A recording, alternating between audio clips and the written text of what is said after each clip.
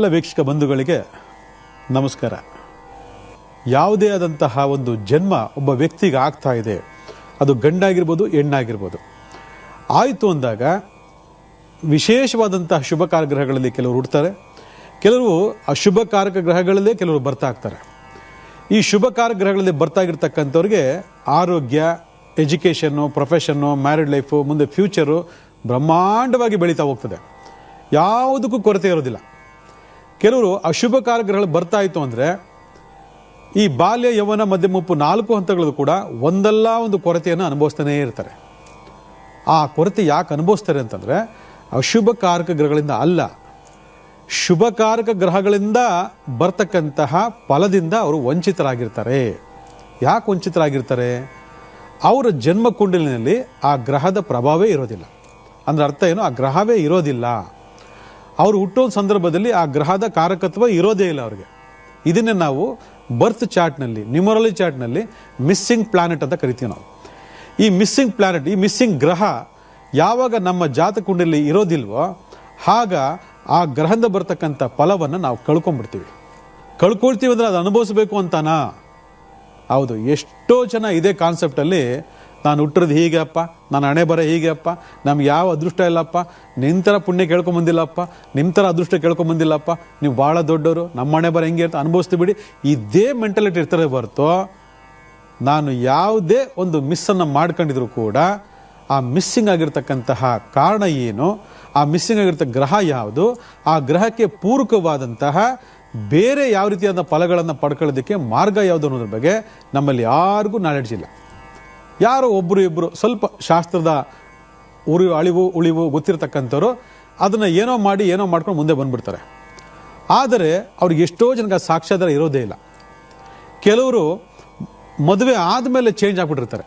ಈ ಅಶುಭಕಾರಕ ಗ್ರಹಗಳಲ್ಲಿ ಅಥವಾ ಡಮ್ಮಿ ಗ್ರಹಗಳಲ್ಲಿ ಏನಾದರೂ ಹುಟ್ಟಿದ್ದು ಅವರು ಯಾವುದೇ ರೀತಿಯಾಗಿರ್ತಕ್ಕಂಥ ಬೆಳವಣಿಗೆ ಅಭಿವೃದ್ಧಿ ಇಲ್ಲದೇ ಇದ್ದಾಗ ಒಂದು ಹೆಂಡತಿ ಅಥವಾ ಒಬ್ಬ ಗಂಡ ಜೀವನದಲ್ಲಿ ಬಂದಾಗ ಆ ಗಂಡನ ಗ್ರಹಗಳ ಪ್ರಭಾವದಿಂದ, ಹೆಂಡತಿಯ ಶುಭಕಾರಕ ಗ್ರಹಗಳ ಪ್ರಭಾವದಿಂದ ಅವರು ಬದಲಾವಣೆ ಆಗ್ಬಿಟ್ಟಿರ್ತಾರೆ, ಚೇಂಜ್ ಆಗ್ಬಿಟ್ಟಿರ್ತಾರೆ. ಇದು ನಾವು ನೋಡ್ತಾ ಇದ್ದೀವಿ.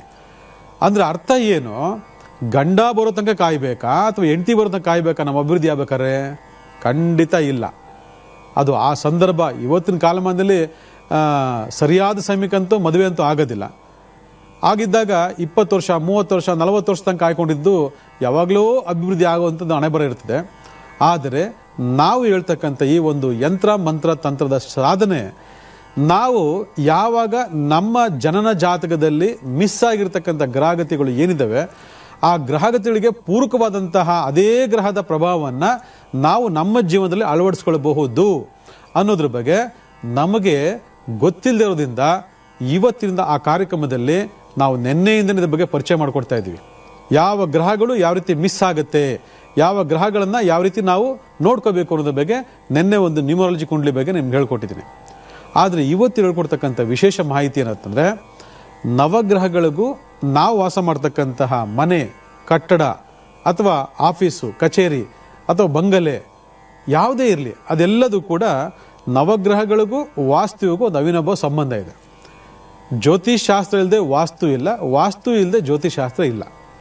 ಭಾಳ ಜನ ವಾದ ಮಾಡಿದ್ರೆ ವಾಸ್ತುನೇ ಬೇರೆ ಇದೇ ಬೇರೆ ಅಂತಾರೆ. ಬಟ್ ನಾನು ಇವಾಗ ನಿಮ್ಗೆ ತೋರಿಸ್ಕೊಡ್ತಕ್ಕಂಥ ಲೆಕ್ಕಾಚಾರ ಇದೆಯಲ್ಲ, ಆ ಲೆಕ್ಕಾಚಾರ ನೀವು ನೋಡಿದ್ರೆ ಅಂದ್ಕೊಳ್ತೀರಾ ಎಸ್ ಇವ್ರು ಹೇಳ್ತಾ ಇರೋದು ಕರೆಕ್ಟು. ಈ ಜ್ಯೋತಿಷ್ ಶಾಸ್ತ್ರಕ್ಕೂ ಗ್ರಹಗಳು ಅಂದರೆ ನವಗ್ರಹಗಳಿಗೂ ನಾವು ವಾಸ ಮಾಡ್ತಕ್ಕಂಥ ಮನೆಗೂ ಒಂದು ಅವಿನಾಭಾವ ಸಂಬಂಧ ಇದೆ ಅಂತಕ್ಕಂಥದ್ದು. ಅಲ್ಲಿಗೆ ಈ ಲೆಕ್ಕಾಚಾರ ನೋಡಿಕೊಂಡಾಗ ಇದನ್ನು ಯಾವ ರೀತಿ ಬಳಸ್ಕೊಳ್ಳೋದು, ಯಾವ ರೀತಿ ನಮ್ಮ ಜಾತದಲ್ಲಿ ಮಿಸ್ಸಿಂಗ್ ಆಗಿರ್ತಕ್ಕಂಥ ಗ್ರಹಗತಿಗಳನ್ನ ಹೇಗೆ ಕಂಡುಹಿಡಿಯೋದು, ಆ ಮಿಸ್ಸಿಂಗ್ ಗ್ರಹಗಳನ್ನು ನಾವು ವಾಸ ಮಾಡ್ತಕ್ಕಂಥ ಜಾಗದಲ್ಲಿ ಯಾವ ರೀತಿ ಆಕ್ಟಿವೇಟ್ ಮಾಡ್ಕೊಳ್ಳೋದು, ಯಾವ ರೀತಿ ಆ ಶುಭಕಾರಕವಾದಂಥ ಗ್ರಹಗಳನ್ನು ಆಕ್ಟಿವೇಟ್ ಮಾಡಿಕೊಂಡು ಫಲಗಳನ್ನು ಪಡೆಯೋದು, ನಾವು ಇದನ್ನು ಕಲ್ತ್ಕೊಂಡ್ರೆ ಹೇಗೆ, ಇವೆಲ್ಲ ನಿಮ್ಮ ಮನದಲ್ಲಿ ಓಡ್ತಾ ಇರ್ತದೆ. ಅದನ್ನು ತಿಳಿಸ್ಕೊಡೋಕು ಅಂತಲೇ ಇವತ್ತು 2ನೇ ಭಾಗದಲ್ಲಿ ನಾವು ವಿಶೇಷವಾಗಿರ್ತಕ್ಕಂತಹ ನವಗ್ರಹಗಳು ಮತ್ತು ವಾಸ್ತುಶಾಸ್ತ್ರ ಇದ್ರ ಬಗ್ಗೆ ಒಂದು ಕಿರು ಪರಿಚಯ ನಿಮ್ಗೆ ಮಾಡಿಕೊಡ್ತೀವಿ. ನೋಡಿ, ಭಾಳ ವಿಶೇಷವಾಗಿ ನಿಮಗೆ ನೆನ್ನೆ ಒಂದು ತೋರಿಸ್ಕೊಟ್ಟೆ. ನಾನು ಇದೇ ಕುಂಡಲಿ ತೋರಿಸ್ಕೊಟ್ಟೆ. ಯಾವುದು? ನ್ಯೂಮರಾಲಜಿ ಕುಂಡಲಿ, ಸಂಖ್ಯಾಶಾಸ್ತ್ರದ ಕುಂಡಲಿ. ಸಂಖ್ಯಾಶಾಸ್ತ್ರದ ಕುಂಡಲಿನಲ್ಲಿ 9 ಗ್ರಹಗಳ ಒಂದು ಪ್ಲೇಸ್ಮೆಂಟ್, ಯಾವ ರೀತಿಯಾದ ಸ್ಥಾನಗಳು, ಯಾವ್ಯಾವ ಮನೆಗಳಿರುತ್ತೆ ಅನ್ನೋ ಬಗ್ಗೆ ತೋರಿಸ್ಕೊಟ್ಟೆ. ಎಲ್ಲರೂ ಇದನ್ನು ಫೋಟೋ ತಗೊಂಡು ಅಥವಾ ಈ ತೋರಿಸಿದಂಗೆ ಬರ್ಕೊಂಡು ಇವೆಲ್ಲ ಪ್ಲೇಸ್ ಮಾಡ್ಕೊಳ್ಳಿ. ಈ ಪ್ಲೇಸ್ ಮಾಡ್ಕೊಳ್ತಕ್ಕಂತಹ ಈ 9 ಗ್ರಹಗಳಲ್ಲೇ ನಮ್ಮ ವಾಸಸ್ಥಾನದ ಒಂದು ವಾಸ್ತು ಗ್ರಹಗಳು ಅಡಗಿದೆ ಅಂತಂದರೆ ನಿಮ್ಗೆ ಆಶ್ಚರ್ಯ ಆಗ್ಬೋದು. ಆ ಲೆಕ್ಕ ನೋಡೋಕೆ ಹೋದಾಗ 9 ದಿಕ್ಕುಗಳು ಅಂತ ಏನಿದೆ ಅಂದರೆ ಅಷ್ಟ ದಿಕ್ಕುಗಳು ಭಾಳ ಮುಖ್ಯವಾಗಿ ಮಧ್ಯದನ್ನ 9ನೇ ದಿಕ್ಕು ಅಂತ ಕರಿತೀವಿ, ಅದು ಆಕಾಶ ತತ್ವ ಅಂತೇಳಿ. ಅಲ್ಲಿಗೆ ಆ 8 ಗ್ರಹಗಳಿರ್ತಕ್ಕಂತಹ ದಿಕ್ಕುಗಳಲ್ಲಿ ಭಾಳ ವಿಶೇಷವಾಗಿ 4+4 ಅಂತ ಡಿವೈಡ್ ಮಾಡ್ತೀವಿ. ಏನದು 4+4? 4+4 ಏನದು ಅಂದರೆ 4 ಮುಖ್ಯ ದಿಕ್ಕುಗಳು, 4 ಉಪದಿಕ್ಕುಗಳು ಅಂತ ಹೇಳ್ತೀವಿ. ಆ 4 ಮುಖ್ಯ ದಿಕ್ಕುಗಳು, 4 ಉಪದಿಕ್ಕುಗಳಲ್ಲಿ ವಿಶೇಷವಾಗಿರ್ತಕ್ಕಂಥ ಗ್ರಹಗಳ ಸಾನ್ನಿಧ್ಯ ಇದೆ ಅಂತಂದರೆ ಅದರಲ್ಲಿ ಭಾಳ ಮುಖ್ಯವಾಗಿ ಮೊದಲು ಹೇಳ್ತಕ್ಕಂಥದ್ದು ನಾವು ಈಶಾನ್ಯ ಭಾಗ ಅಂತ ಹೇಳ್ತೀವಿ, ಅಂದರೆ ನಾರ್ತ್ ಈಸ್ಟ್ ಕಾರ್ನರ್. ನೋಡಿ ಇಲ್ಲಿದೆ ನೋಡಿ, ನಾರ್ತ್ ಈಸ್ಟ್ ಕಾರ್ನರ್. ಇದು ಒಂದು ಸೈಟ್ ಅನ್ಕೊಳ್ಳಿ, ಇದು ಒಂದು ಸೈಟು, ಮನೆ ಏನು ಬೇಕಾದ್ರೆ ಅನ್ಕೊಳ್ಳಿ. ಯಾಕಂದರೆ ಭೂಮಿಯಿಂದ ಮಾತಾಡೋಣ ನಾವು. ಈ ಸೈಟು, ಈ ಭೂಮಿಯ ಈ ಸೈಟ್ನಲ್ಲಿ ನಾರ್ತ್ ಈಸ್ಟ್ ಕಾರ್ನರ್ ಯಾರು? ಈಶಾನ್ಯ ದಿಕ್ಕು ಅಂತೀವಿ.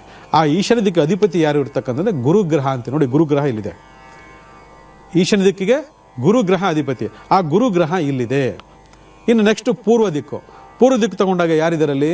ಪೂರ್ವಕ್ಕೆ ಅಧಿಪತಿ ಯಾರು? ಸೂರ್ಯ. ನೋಡಿ ಸೂರ್ಯ ಇಲ್ಲಿದ್ದಾನೆ.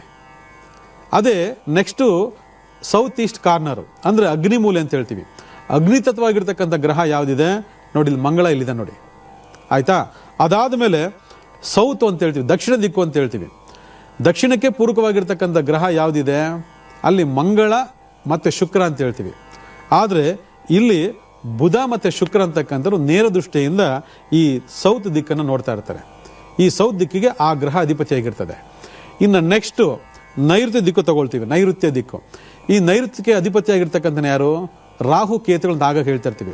ಅಲ್ಲಿಗೆ ಆ ರಾಹು ಅಂತಕ್ಕಂಥ ನೈಋತ್ಯ ದಿಕ್ಕಿನಲ್ಲಿ ಪ್ಲೇಸ್ ಮಾಡಿದಾನಂದ್ರೆ ಈ ಒಂದು ದಿಕ್ಕಲಿರ್ತಕ್ಕಂಥ ನೈಋತ್ಯಕ್ಕೆ ರಾಹು ಅಧಿಪತಿಯಾಗಿರ್ತಾನೆ. ಅಲ್ಲಿಗೆ ಆ ರಾಹು ಅಂತಕ್ಕಂಥ ಈ ಭಾಗದಲ್ಲಿ ಸ್ಥಿತವಾಗಿರ್ತಕ್ಕಂಥದ್ದು ನೀವು ನ್ಯೂಮರಾಲಜಿ ಕುಂಡ್ಲಿನಲ್ಲಿ ಭಾಳ ಸ್ಪಷ್ಟ ನೋಡ್ತಾ ಇದ್ದೀರಾ. ನಾವು ವಾಸ ಮಾಡ್ತಕ್ಕಂತಹ ಮನೆಯ ಆ 8 ದಿಕ್ಕುಗಳಿಗೂ ನಮ್ಮ ಜಾತಿ ಇರತಕ್ಕಂತಹ ಈ ನ್ಯೂಮರಾಲಜಿ ಗ್ರಹಗಳಿಗೂ ಒಂದು ಅವಿನಾಭಾವ ಸಂಬಂಧ ಇರ್ತದೆ. ಅದರೊಳಗಡೆ ಈಶಾನ್ಯ, ಪೂರ್ವ, ಆಗ್ನೇಯ, ದಕ್ಷಿಣ ಮತ್ತು ನೈಋತ್ಯ ಇಷ್ಟೂ ದಿಕ್ಕುಗಳನ್ನು ವಿವರಿಸಿದ್ದೀನಿ. ಆ ದಿಕ್ಕುಗಳಿಗೆ ಸಂಬಂಧಪಟ್ಟಂಥ ಗ್ರಹಗಳ ಲೆಕ್ಕಾಚಾರಗಳು ಕೂಡ ಭಾಳ ಸ್ಪಷ್ಟ ನಿಮಗೆ ಕಾಣ್ತಾ ಇದೆ. ಅದಾದ ಮೇಲೆ ಪಶ್ಚಿಮ ದಿಕ್ಕು ಅಂತೀವಿ, ವೆಸ್ಟ್ ಫೇಸಿಂಗ್, ವೆಸ್ಟ್ ಕಾರ್ನರ್ ಅಂತ ಹೇಳ್ತೀವಿ.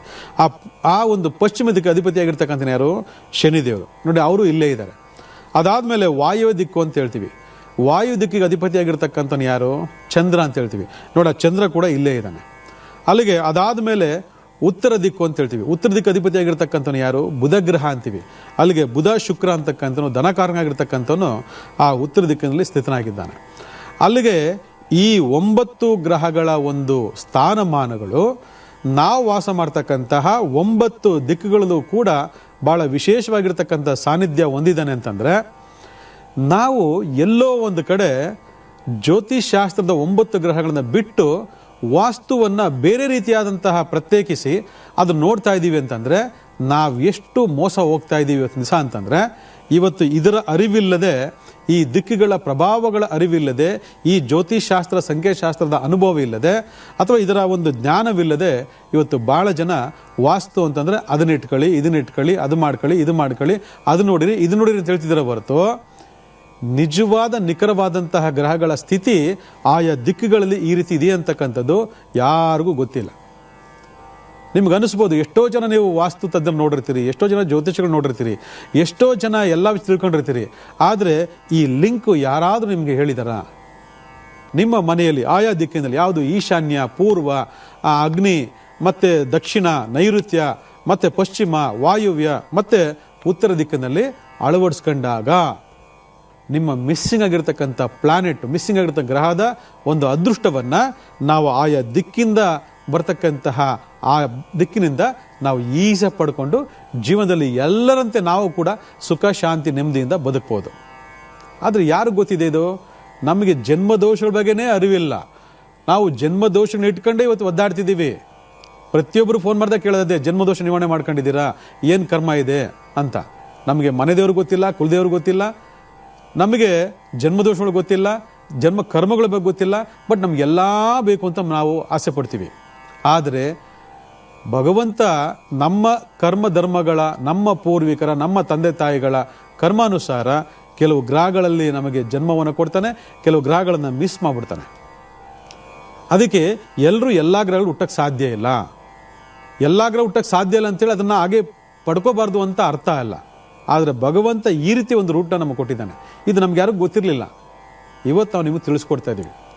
ಅದಕ್ಕೆ ಪ್ರಪಂಚ ಹುಡ್ತಾರೆ ಎಲ್ಲರೂ ಅದೃಷ್ಟವಂತರು, ಯಾರೂ ದುರದೃಷ್ಟವಂತರಲ್ಲ. ದುರದೃಷ್ಟ ಯಾಕೆ ಬರುತ್ತೆ ಅಂದರೆ ಆ ಜನ್ಮ ಕರ್ಮಗಳು ನೋಡ್ಕೊಂಡಿಲ್ಲ, ಜನ್ಮ ದೋಷಗಳು ನೋಡ್ಕೊಂಡಿಲ್ಲ, ಅದಕ್ಕೆ ಅನುಭವಿಸ್ತಾ ಇರ್ತೀರ ನೀವು.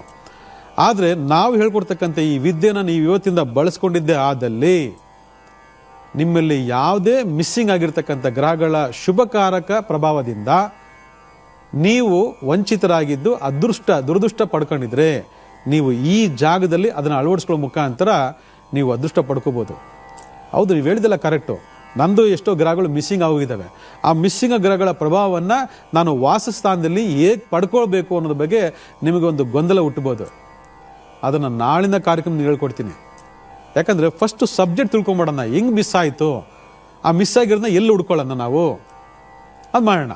ನೋಡಿ, ಇದು ಯಾವುದು ಗೊತ್ತಿಲ್ಲದೆ ಒಂದು ಮದುವೆ ಆದಮೇಲೆ ತುಂಬ ಟಾಪಿಗೆ ಇರ್ತಕ್ಕಂಥವ್ನು ಬರ್ಬಾತಾಗೋಗ್ತಾರೆ, ತುಂಬ ಬರ್ಬಾತಾಗಿ ಬದುಕ್ತಾಗಿರ್ತಕ್ಕಂಥ ತುಂಬ ಟಾಪ್ಗೆ ಹೋಗ್ಬಿಡ್ತಾನೆ. ಅಂದರೆ ಒಬ್ಬ ಗಂಡ ನಿಮಗೆ ಮಿಸ್ಸಿಂಗ್ ಆಗಿರ್ತಕ್ಕಂಥ ಶುಭಕ ಗ್ರಹದಲ್ಲಿ ನಿಮ್ಮ ಜೀವನದಲ್ಲಿ ಬಂದರೆ ಆತನ ಅದೃಷ್ಟದಿಂದ ನಿಮ್ಮ ಭಾಗ್ಯೋದಯ ಬಾಗಿಲು ತೆಗೀತದೆ. ಅದೇ ಒಂದು ಹೆಂಡತಿ ಅವಳು ಶುಭಕಾರ ಗ್ರಹಗಳಲ್ಲಿ ಹುಟ್ಟಿ ಬಂದು ನಿಮ್ಮ ಜೀವನ ಪ್ರವೇಶ ಮಾಡಿದಾಗ ಅವಳ ಒಂದು ಅದೃಷ್ಟ ಏನಾಗುತ್ತೆ, ಅದೇ ಶುಭ ಗ್ರಹಗಳ ಬಗ್ಗೆ ನಿಮ್ಮ ಕೆಲಸ ಮಾಡ್ತದೆ. ಅವ ನಿಮ್ಮ ತಾನೇ ಅದೃಷ್ಟ ಶುರು ಆಗ್ಬಿಡ್ತದೆ. ಇದು ಯಾವುದು ಬೇಡ, ಗಂಡ ಹೆಂಡತಿ ಯಾವುದು ಬೇಡ. ಒಂದು ಮಗು ಹುಟ್ಟಿದಾಗ ಗಂಡ ಹೆಂಡತಿ ಅಲ್ಲಿವರೆಗೂ ತುಂಬ ಬಡತನದಲ್ಲಿರ್ತಾರೆ. ಒಂದು ಮಗು ಹುಟ್ಟಿದಾಗ ಅವರ ಅದೃಷ್ಟನೇ ಬದಲಾವಣೆ ಆಗ್ತದೆ. ಅಂದ್ರೆ ಅರ್ಥ ಏನು, ನಿಮ್ಮ ಶುಭಕಾರ ಗ್ರಹ ನಿಮ್ಮ ಮಗುವಿನ ಮುಖಾಂತರ ನಿಮ್ಮ ಜೀವನವನ್ನು ಪ್ರವೇಶ ಮಾಡಿದಾಗ ಆ ಮಗುವಿನ ಅದೃಷ್ಟದಿಂದ ನಿಮ್ಮ ಅದೃಷ್ಟ ಬದಲಾವಣೆ ಆಗ್ತದೆ. ಇದನ್ನೇ ವಾಸ್ತುಶಾಸ್ತ್ರದಲ್ಲಿ ಕೂಡ ನಾವು ಇದನ್ನೇ ಬಳಕೆ ಮಾಡ್ಕೊಳ್ತಕ್ಕಂಥದ್ದು. ನಿಮ್ಮ ಜಾತದಲ್ಲಿ ಅದೃಷ್ಟ ಇಲ್ವಾ, ವಾಸ ಮಾಡ್ತಕ್ಕಂಥ ಜಾಗದಲ್ಲಿ ಆಯಾ ಗ್ರಹಗಳ ಪ್ರಭಾವವನ್ನು ನೀವು ಆಕ್ಟಿವೇಟ್ ಮಾಡ್ಕೊಳ್ಳಿ ಅಂತ ಹೇಳ್ತೀವಿ. ಅಲ್ಲಿಗೆ ಯಾವ ಅದೃಷ್ಟ ಬೇಕೋ ಆ ಅದೃಷ್ಟವನ್ನು ನಾವು ಮನೆಯ ವಾಸ್ತುವಿಂದ ಪಡ್ಕೋಬಹುದು. ಅಥವಾ ಅದಿಲ್ಲ, ನಮಗೆ ವಾಸ್ತುನೂ ಗೊತ್ತಿಲ್ಲ, ಇದು ಗೊತ್ತಿಲ್ಲ ಅಂತಂದರೆ ನಾವು ಧಾರಣೆ ಮಾಡ್ತಕ್ಕಂಥ ಯಂತ್ರದ ಮುಖಾಂತರ ಆಯಾ ಗ್ರಹಗಳನ್ನು ನಾವು ಪಡ್ಕೋಬೋದು ಅಂತಕ್ಕಂಥದ್ದು. ಅಲ್ಲಿಗೆ ಈ ಸೀಕ್ರೆಟ್ ಗೊತ್ತಿಲ್ಲದೆ ಇದ್ದಾಗಲೇ ನಾವು ಮಿಸ್ ಹೊಡಿತಾ ಇದ್ದೀವಿ, ದುರದೃಷ್ಟವಂತರು, ನಮಗೆ ಅದೃಷ್ಟ ಇಲ್ಲ, ನಮ್ಗೆ ಯಾರೂ ಹೇಳ್ಕೊಟ್ಟಿಲ್ಲ ಅಂತ ಭಾಳ ಜನ ಹೇಳ್ತೀರಿ. ಯಾರೂ ನಿಮ್ಮ ಮನೆಗೆ ಬಂದು ಹೇಳ್ಕೊಡಲ್ಲ. ಇಂಥ ಕಾರ್ಯಕ್ರಮಗಳನ್ನು ನೋಡಬೇಕು. ನೀವು ನೋಡಿ ಎಲ್ಲಿ ನಾವು ಎಡುತ್ತಾ ಇದ್ದೀವಿ, ನಮ್ಮ ಅದೃಷ್ಟ ಎಲ್ಲಿದೆ, ನಾವು ಎಷ್ಟೇ ದುರದೃಷ್ಟವಾಗಿದ್ರೂ ಕೂಡ ಅದೃಷ್ಟವನ್ನು ಹೇಗೆ ಪಡ್ಕೋಬೋದು ಅನ್ನೋದ್ರ ಬಗ್ಗೆ ಈ ನಾಳೆ ಬಿಡಿಸ್ಕೊಂಡ್ರೆ ನೀವು ಯಾರೂ ದುರದೃಷ್ಟವಂತರು ಅಲ್ವೇ ಅಲ್ಲ. ಇವತ್ತು ಒಂದು ಮಿಸ್ ಆಗಿರ್ತಕ್ಕಂಥ ಒಂದು ಗ್ರಹ ಅದರ ಫಲವನ್ನು ನಮಗೆ ಕೊಡದೇ ಇದ್ದಾಗ ನಾವು ಆ ಫಲವನ್ನು ನಿರೀಕ್ಷೆ ಮಾಡೋದ್ರಲ್ಲಿ ಯಾವುದೇ ತಪ್ಪಿಲ್ಲ. ಆದರೆ ಆ ನಿರೀಕ್ಷೆಗೆ ತಕ್ಕಂತೆ ಮಾರ್ಗದರ್ಶನ ಕೂಡ ನಮಗೆ ಭಾಳ ಬೇಕೇ ಬೇಕಾಗಿದೆ. ಈಗ ಮಿಸ್ ಆಗಿರೋ ಗ್ರಹ ನೋಡ್ಬಿಟ್ಟು ನನಗೆ ಬೇಕು ಕೊಡು ಅಂತ ಕೇಳೋಕ್ಕಾಗ್ತದಾ? ಆಗಲ್ಲ. ಈಗ ಜ್ಯೋತಿಷಾಸ್ತ್ರದಲ್ಲಿ 12 ರಾಶಿಗಳ ಫಲದಲ್ಲಿ ಒಂದೊಂದು ಮನೆಗಳು ಕೂಡ ನಿರ್ದಿಷ್ಟವಾದಂತಹ ವಿಚಾರಗಳ ಬಗ್ಗೆ ಉಲ್ಲೇಖ ಮಾಡ್ತದೆ.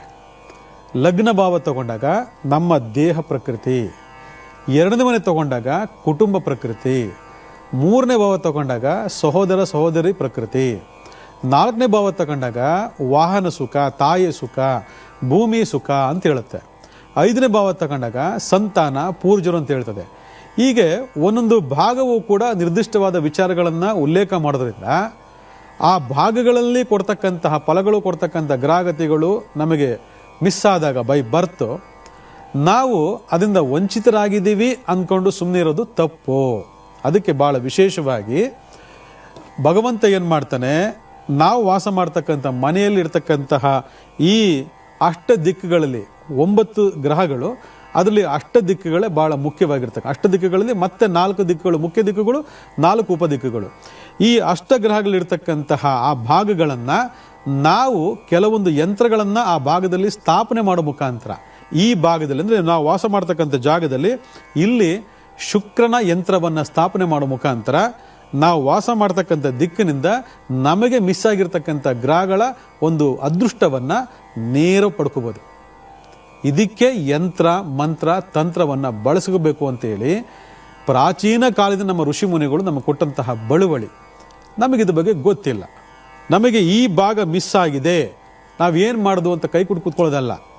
ಈ ಶುಕ್ರನಿಂದ ಬರ್ತಕ್ಕಂತಹ ಅಷ್ಟು ಒಂದು ಅದ್ಭುತ ಯೋಗ ಫಲಗಳನ್ನು ನಾವು ವಾಸ ಮಾಡ್ತಕ್ಕಂಥ ಜಾಗದಲ್ಲಿ ಅದನ್ನು ಸ್ಥಾಪನೆ ಮಾಡೋ ಮುಖಾಂತರ ನಾವು ಪಡ್ಕೋಬೋದು. ಆದರೆ ನಮಗೆ ಅದರ ಮಾರ್ಗದರ್ಶನ ಇಲ್ಲ, ಅಥವಾ ಅರ್ಧಂಬರ್ಧ ತಿಳ್ಕೊಂಡಿದ್ದೀವಿ, ಅಥವಾ ಯಾರೋ ಮಿಸ್ಗೈಡ್ ಮಾಡ್ತಿದ್ದೀರ ಅಂದ ತಕ್ಷಣ ಆ ಶಾಸ್ತ್ರಕ್ಕೆ ಬೆಲೆ ಇಲ್ಲ, ಆ ಶಾಸ್ತ್ರ ಸರಿ ಇಲ್ಲ ಅಂತ ನಿರ್ಧಾರ ಮಾಡೋದು ಬಹಳ ತಪ್ಪು. ಯಾಕಂದರೆ ಜನ್ಮದೋಷಗಳು ನಮ್ಮನ್ನು ಕಾಡ್ತಿದ್ದಾಗ ನಮಗೆ ಯಾವ ಮಾರ್ಗಗಳು ನಮ್ಗೆ ಸಿಗಲ್ಲ. ಅದಕ್ಕೆ ಜನ್ಮದೋಷಗಳನ್ನು ಪರಿವರ್ತನೆ ಮಾಡಿಕೊಂಡು ನಾವು ಹೇಳಿದಂಥ ಈ ಸುಲಭ ಮಾರ್ಗಕ್ಕೆ ಹೋದರೆ ಆ ಯಂತ್ರ ಮಂತ್ರ ತಂತ್ರವೇ ನಿಮ್ಮ ಅದೃಷ್ಟದ ಮಾರ್ಗದರ್ಶನ ಆಗುತ್ತೆ ಅಂತ ತಪ್ಪಾಗಲಾರ್ದು. ನಾಳಿಂದ ವಾಚ್ ಮಾಡ್ತಾ ಇರಿ, ಹೇಳ್ಕೊಡ್ತೀನಿ.